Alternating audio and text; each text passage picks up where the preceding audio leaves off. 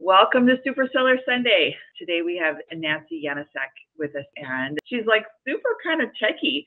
And so we wanted to talk to her today and kind of pick her brain a little bit and see what she has to say that can help all of us become better sellers on the internet. Welcome, Nancy. Thank you. Thank you very much. You've never been called techie before? Oh, yeah, normally it's more along the lines of nerd or, Nerd? something. Yeah, or something. Nerd is the new sexy, right? Yeah, well, thank goodness, for that show, Which one? Revenge of the Nerds? Yeah, it's one of those. That's a blast from the past. Which one? 1, 2, 3? No, it's all good. Hey, do you think you could tell us a little bit about yourself? I'm a stay-at-home mom, and almost got to 2 decades doing that. But my previous life, basically, I had a career developing software that businesses use to run their small or their mid-cap manufacturing company. So I was in there programming order processing and master planning, scheduling, and very business-related things. That helped me. Plus, also, in addition to getting an education in computer science, I also realized that if I understood the business, I could do better. So I went and got certified in a lot of those concepts so that when a customer or some of the experts that we had to tell us about a new feature, I could understand what they were talking about. That's kind of where I came from. I actually originally worked for IBM, and then they spun us off. And the one thing that I got from that, besides good procedures and discipline and things like that, was also high quality customer service. It doesn't always mean that the customer's right, but it does mean you try to do a lot for the customer. Being techie is another thing. I've had people describe me as being very organized and analytical.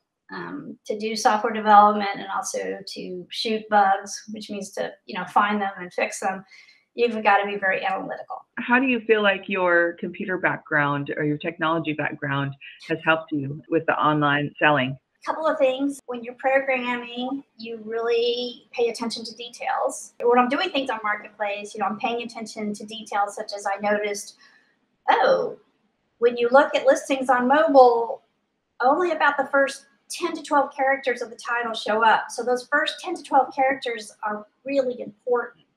Mm-hmm. So that's why I think when someone suggested putting the size in the front on clothing, you might have had it in there, but if it's all the way on the end, people didn't see it, So you really think about what do you want in those first few characters, things like that.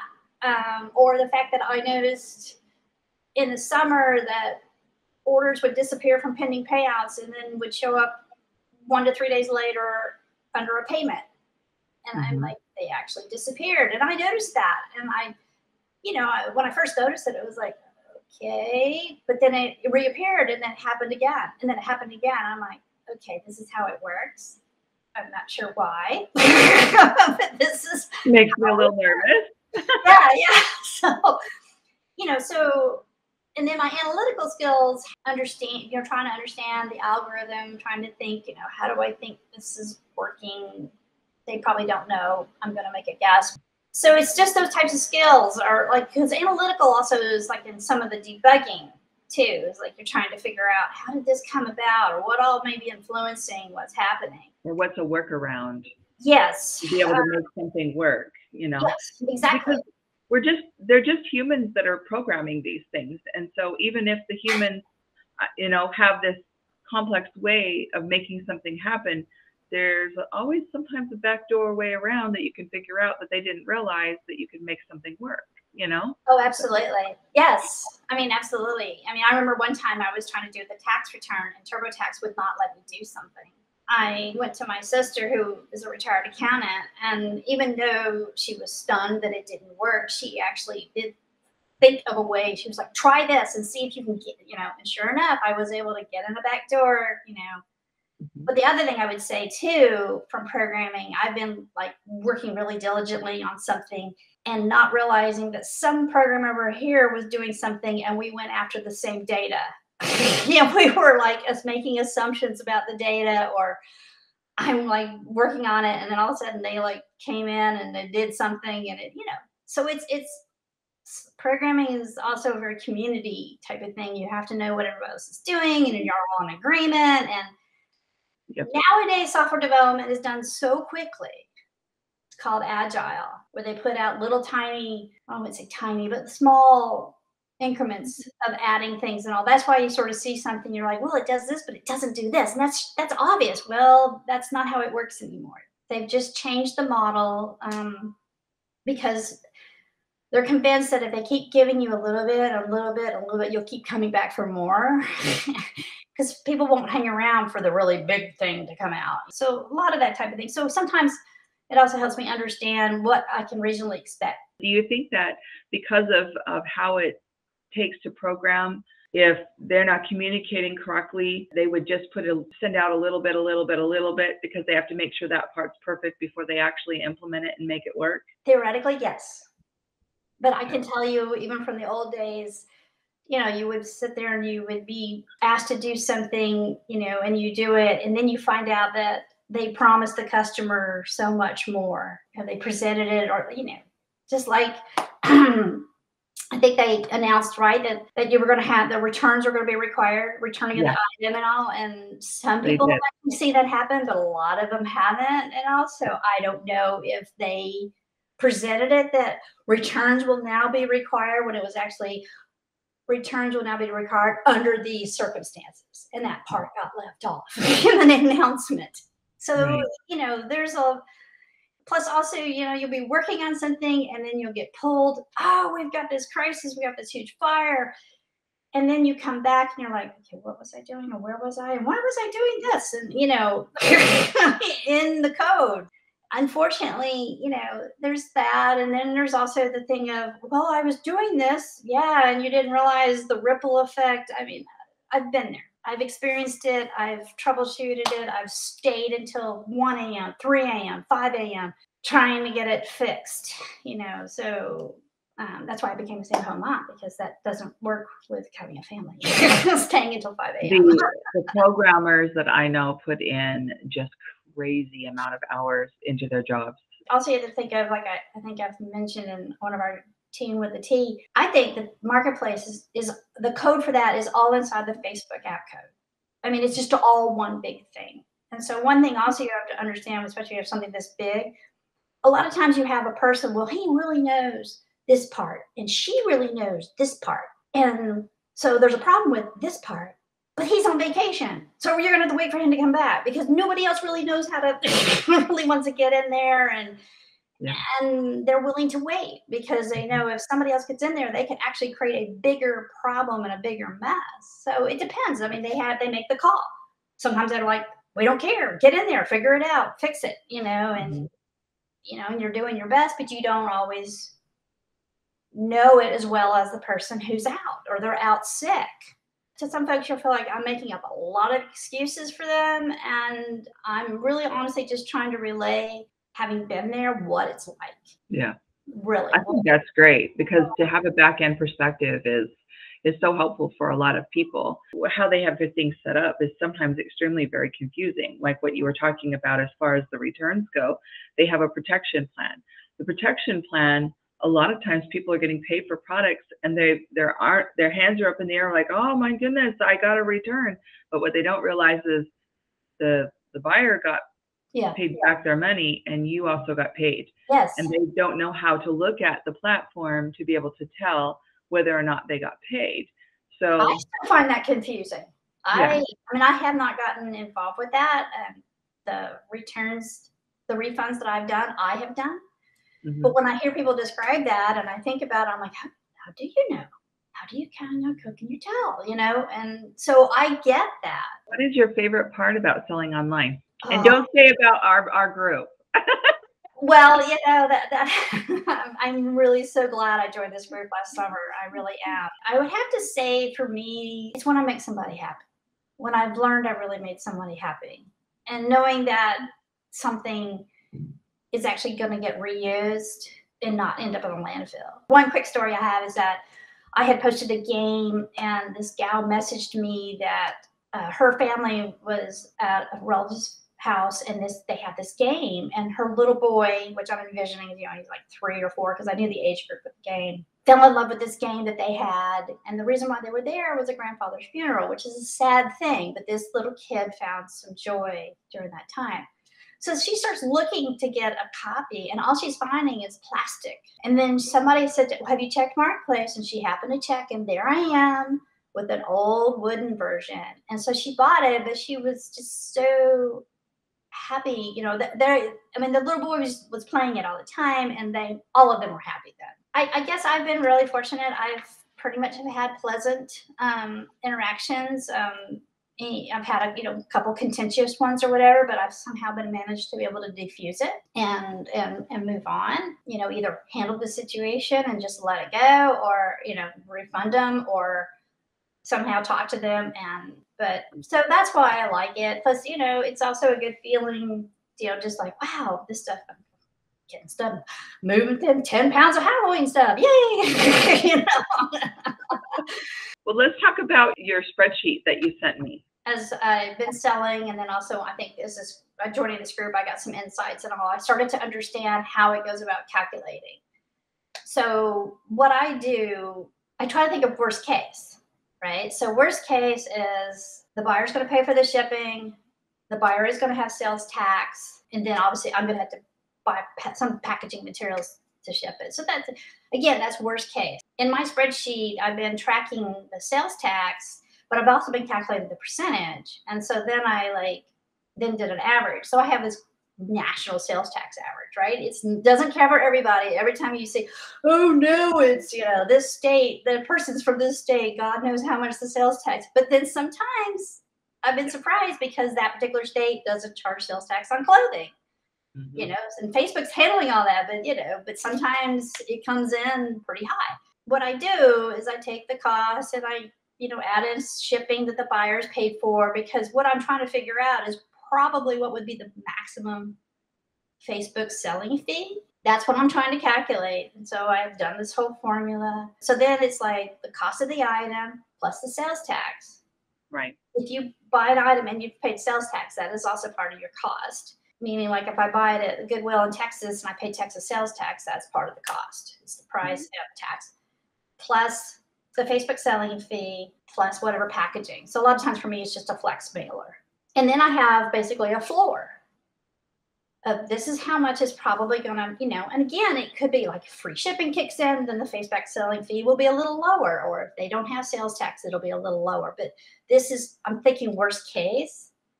And so I have that in the spreadsheet. So then I was like, okay, well, how much profit do I want? I want 100% profit. Then I know I have a minimum price column, and then I have the current price column, so that if I do a promotion, I know, okay, I can take $1 off and still meet my profit, or I can take 10% off, but not 20. If I do 20% off, I've actually dipped below that. Mm-hmm. And then sometimes if you've had it for a while, you're consciously doing that. Right. So the point is to approach it in a methodical way.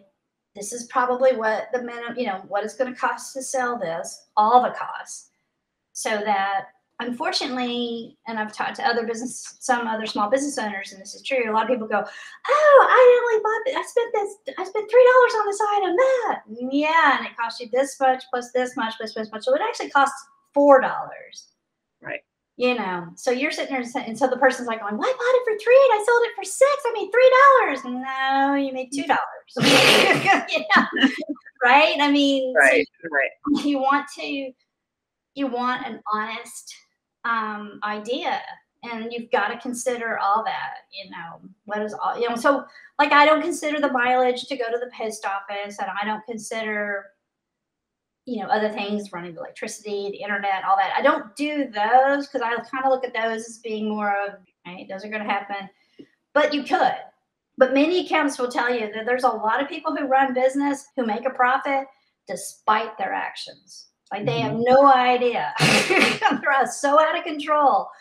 And we used to have a saying in our software, business software, that if you have poor business practices, software will only just replicate it and make it that much worse. Oh, wow. Oh yeah. Wow, that's actually Oh, really, absolutely. Yes. I mean, like if because a lot of times it's doing what you're telling it to. Again, how do you put your transactions in, into the accounting stuff? How do you track your inventory? Are you taking the time to account for these additional expenses? right, That's how. That's what I right. mean. So, That's y- interesting you say that because with the Online Sellers Network, and I know you're part of that, one of the things that we put in there is a calendar. And that's exactly the reason why, is so that people can know what needs to happen every single day to run their business. So mhm, we have like a task list. mm, So put your numbers in, do this, do that. And that helps to create a better environment so that you are more successful at the end of the day, like what you were saying. That's just such a great statement. I really like that. Let me ask you, what kind of advice would you give our viewers? basically to do what you just said, if not every day, every other day, or some sort of schedule. Yeah, Okay. And trust me, I mean, I do the quicken for the family and all the reconciliation. And sometimes it's like, okay, I promised myself a glass of wine when I get this done. I mean, it's like, it's not fun. yeah. But I can tell you that a lot of times you will see the folks who have been tracking their stuff in spreadsheets, Mhm. who know how they're doing through the year, who know how much profitability there is in an item and how far can they go down, are more confident business owners, and they're more confident sellers, I think. So that would be just be organized so you know what you have, where is it, how much did it cost, put it in the spreadsheet, or when you go, a lot of times I tell you take a notebook. Like if you go to garage sales and you buy things for cash, you pay for it, but when you get back in your car, take the time to write down 5 shirts for $5, Mhm. this for this, that you're buying for your business. And then Right. you have that information to then turn around, put in your spreadsheet. I mean, and you will grow, you will learn more. I mean, like I realized, oh, I need to go back and actually track the states because of this tax jar guy telling me. So I now list which state each order went because of that. So you got to be disciplined, and if you really feel like you've got so much business that you can't, then you need to be thinking about a virtual assistant. It's not an optional thing. It's Mhm. actually pretty important. It's very important for taxes, but it's also important for running a successful business. Right, because if you're going and selling everything and you didn't actually make a profit, then all you're going to do is bury yourself. Right. And somebody I saw on another group went back and looked at how much they sold, and they sold like 50% more items, but they made the same as the previous year, but they made the same amount of profit. Hmm. So they realized that they were selling cheaper items, and that's Hmm. not where they wanted to be. If you have the information, you can also go back and look at it and review it and go, okay, I need to get out of this and get more into this. Read, folks, read articles, watch the YouTube channel, learn, take the time to learn. And there's I like, always somebody who can like they may give you a tidbit of information. So like when I look at the groups, I'm like going through a lot of posts. Yeah, I know this, but every once in a while there'll be one comment and you'll be like, whoa, right? that was worth the 30 minutes spending reading posts, that tidbit. And sometimes I'll take a screenshot to keep it. To glean that information and pull it in. So if you start with the end in mind and you have a goal, then you also have to keep track of that goal. If you can't keep track of what you're doing, then you don't know how you got there. So you start with the end in mind and with your goal, and then you track it so that you know how to get there. It's really easy, in my opinion, to get caught up in the whirlwind Yes. and forget the things that we have to do every day. And selling things, people like did it on the side and then realized how much they enjoy it and decided to turn it into a full-time thing. My point only is that the selling is part of it. Yeah. It's a fun part of it. It's a nice part of it.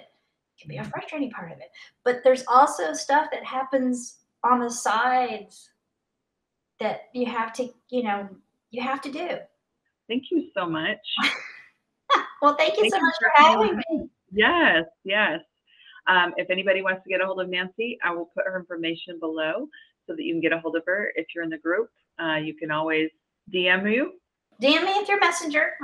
Yeah, because I've got it on my phone and I'm on it now. Yeah. You got a creative phone now. Yeah. All right. Thank you, Nancy. And thank you, everybody, for coming and stopping by today. Bye, y'all.